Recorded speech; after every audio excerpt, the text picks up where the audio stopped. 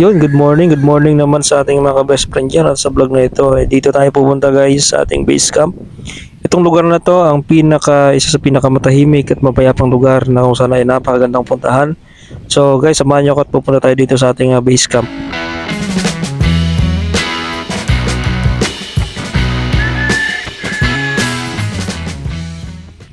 Yun guys, good morning sa lahat. At syempre mayroon muna tayong binili dito sa tindahan. Yun guys, no, welcome back na naman dito sa ating channel, no. Yun, sa video ito ay pupunta tayo doon sa base camp natin din sa Bantang Isabela, no. So papagas muna tayo dito guys sa Phoenix dahil medyo akyatin at malayo-layo yung ating base camp. So papagas muna tayo dito sa Phoenix.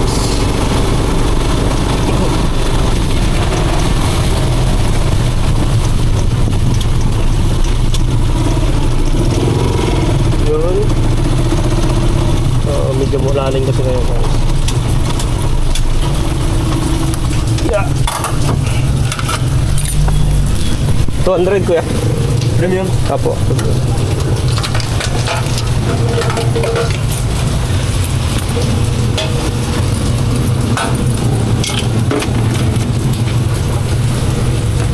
Premium.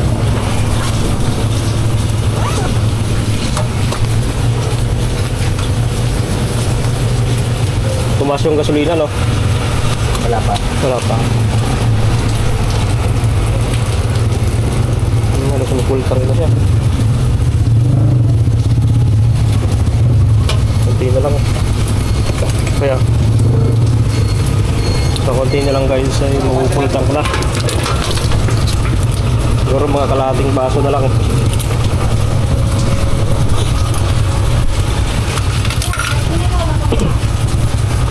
Thank you.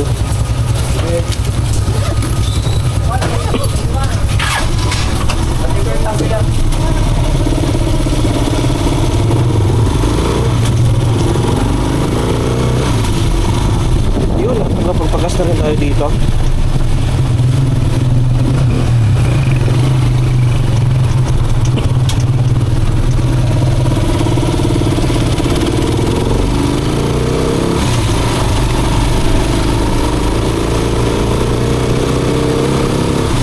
Yun guys, no, matagal-tagal na rin tayo hindi nakapag camping vlog dahil talagang tagulan ngayon.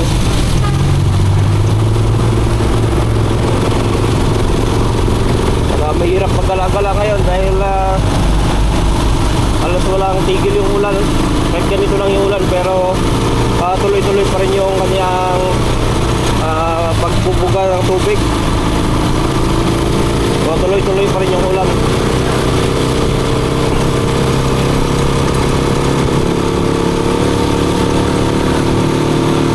Yung last natin na vlog guys ay pinuntahan natin yung isa nating tropa na mayroon si Chariot na nagkaroon ng defekto yung kanyang low gear. Nagkabungi-bungi yung kanyang mga gear, no? So inorder pa natin ng ano yun, ng pyesa. Nag-order pa tayo ng pyesa na para dun sa kanyang low gear.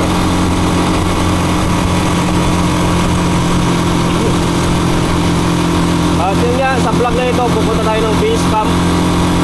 At titingnan natin kung makapaglalakad tayo ng tent.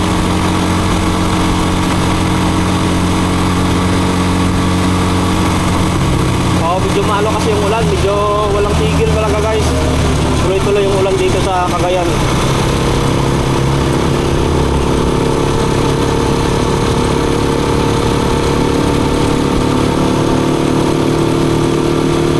Papasok tayo dun sa may daanan ng mga putik at Maliko, Pakyat at Pahon yung ating madadaanan mamaya.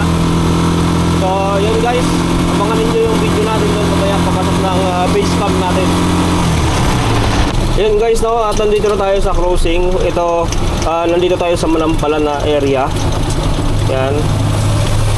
So kakaliwa tayo dito guys. Tatapat lang ito ng Carabao Center, kakaliwa tayo dito.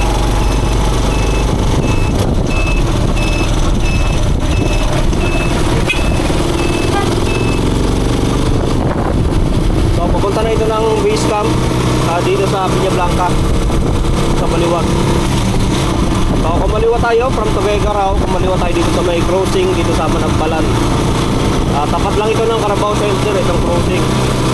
At tatahakin na naman natin simula dito sa crossing hanggang doon sa may checkpoint. Siguro nasa nasa 4 kilometers simula dito sa baba.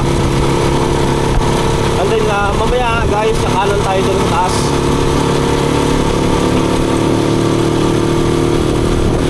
So napakalamig dito sa Piña Blanca, dito sa Cagayan. Super lamig na lang klima dito.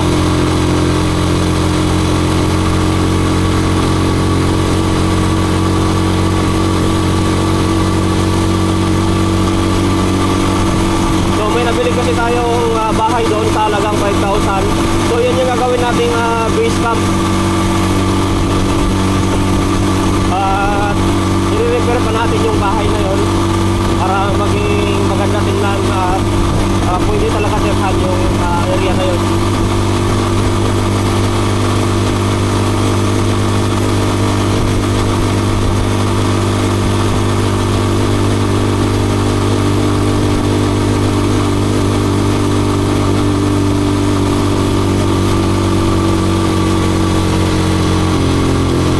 Yung area kasi dito guys, medyo tahaw din dito, mataas, matarik. Kahit simentado dito, pero yung sitwasyon ng daanan ay talagang napatarik. Talagang second gear, permis lang dito sa second gear and first gear. Para depende pa rin sa load natin.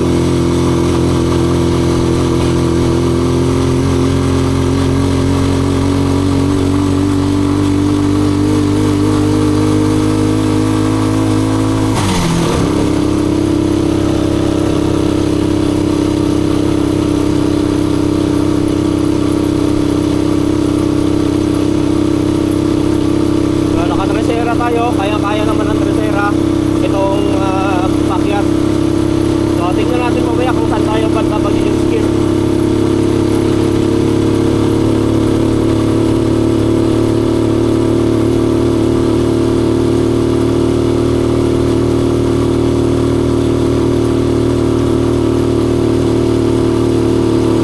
Dito na tayo mag-use gear, hindi na kaya. Mabigat kasi ito lang natin guys.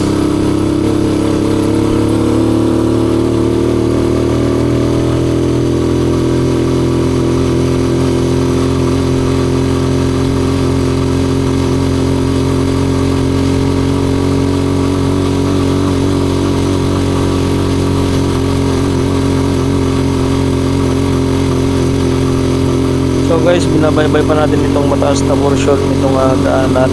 So napakahaba itong patarik. So hindi gaano siya makatakbo ng mahal o ng mabilis gawa ng medyo mabilis natin. Yun, ito lang naman yung portion na matarik at medyo mahaba-haba ng kahunit.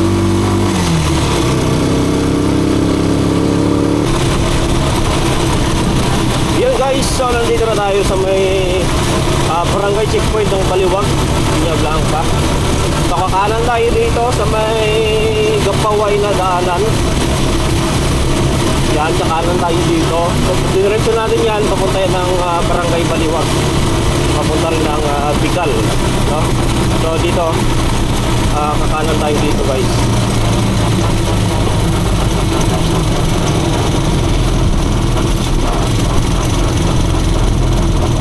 Yeah.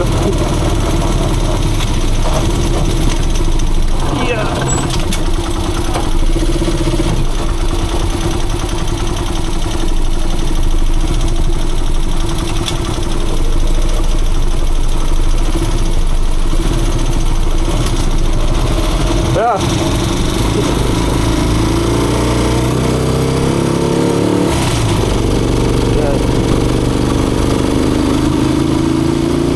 So, kumana tayo dun sa crossing.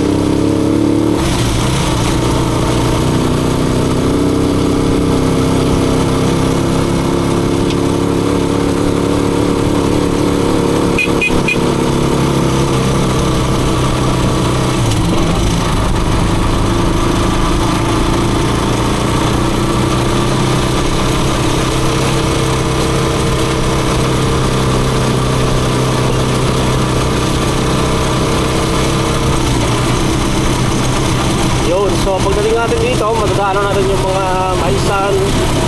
Yan.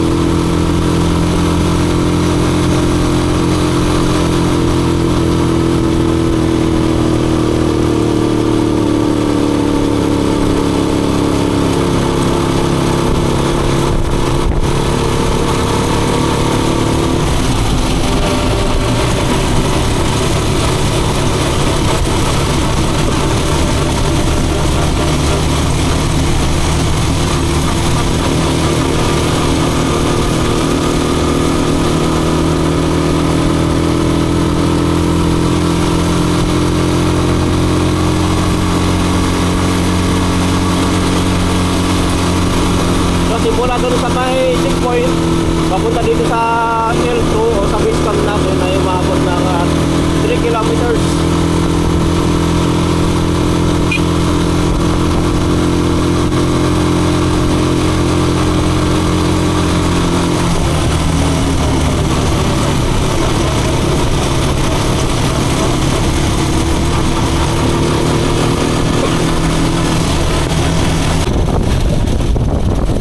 Yun guys, so bumiyahe tayo ng 25 kilometers from Tuguegarao. So nandito na tayo sa base camp natin.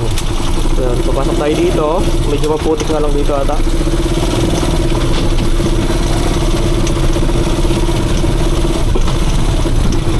So malubak-lubak dito guys.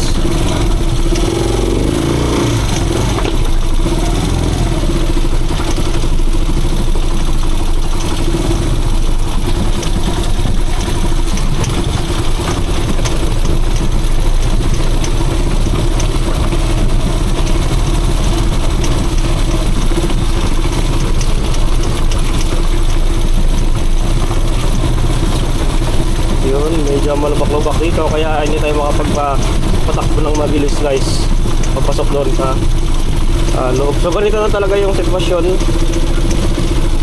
simula doon sa pinasukan natin hanggang doon sa base camp mismo, putik-putik na at malubak.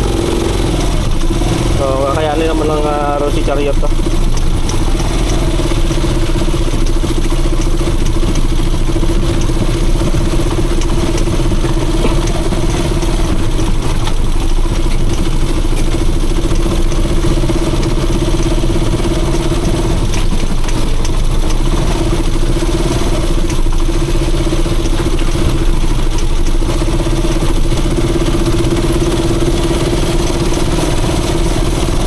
Dito medyo maputik-putik lang.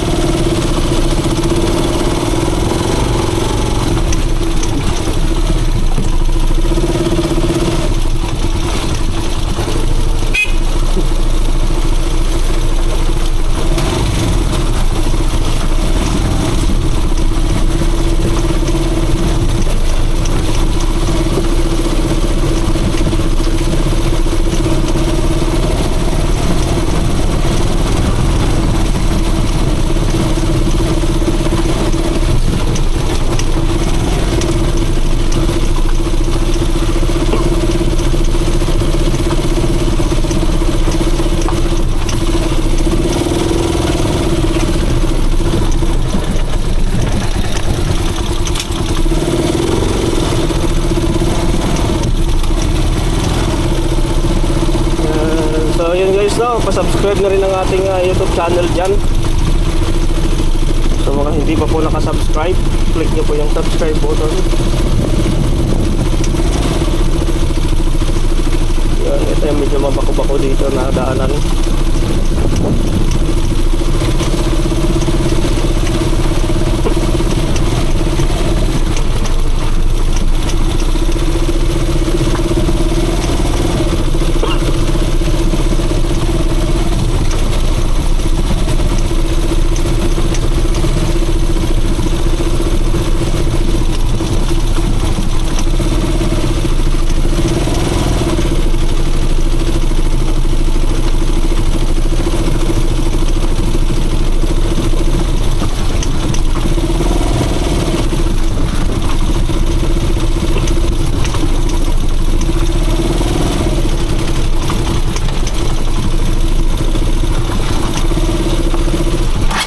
Mhm.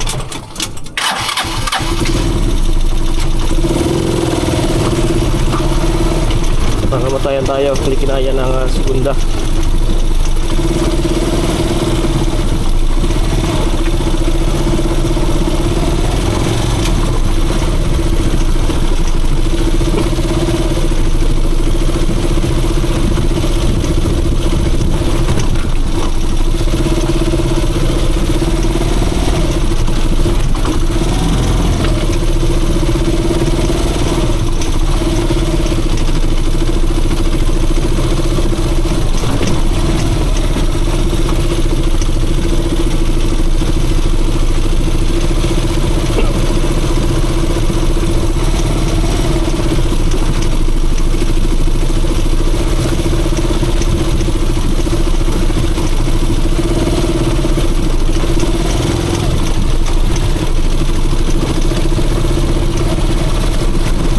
Ganito ang sitwasyon dito pagka talagang tuloy-tuloy ang ulan, malakas yung ulan.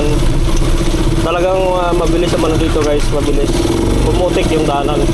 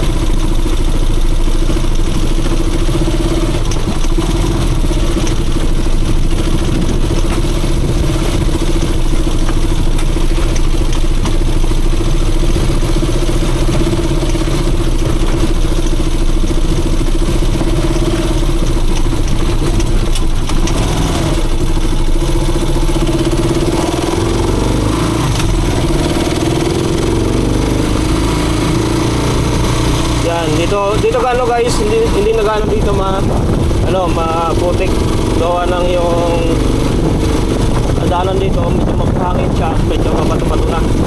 So doon lang na porsyon sa may ibaba yung talagang maputik bumulan.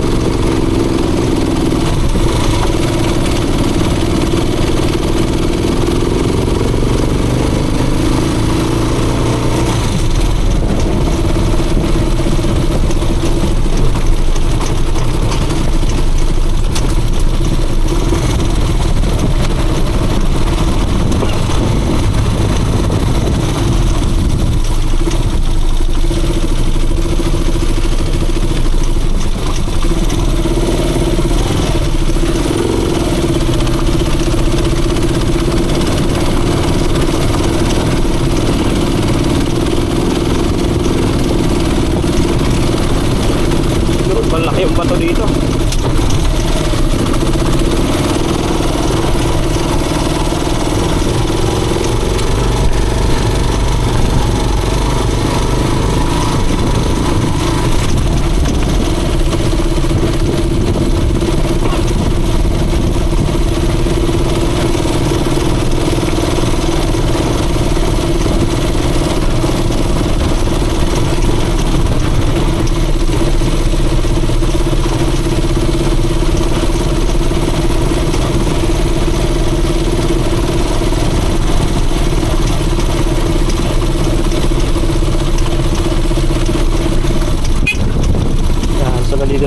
palusong. Ito medyo maputik dito guys.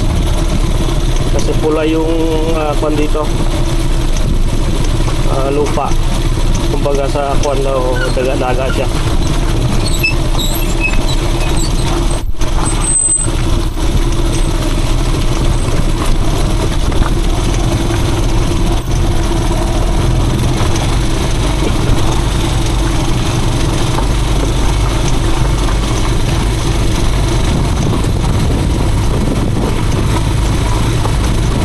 So mamaya papakita ko sa inyo yung bahay na nabili natin guys. Kasi nakaraan nakakita tayo doon ng ahas, no? Tinitirahan na pala ng ahas doon sa bandang kusina. So ahas sa bahay, yung sa bahay daw na ahas yun. O wala namang kamandag yun, kaya nga lang magugulat ka o pagka ginapangan ka magugulat ka lang.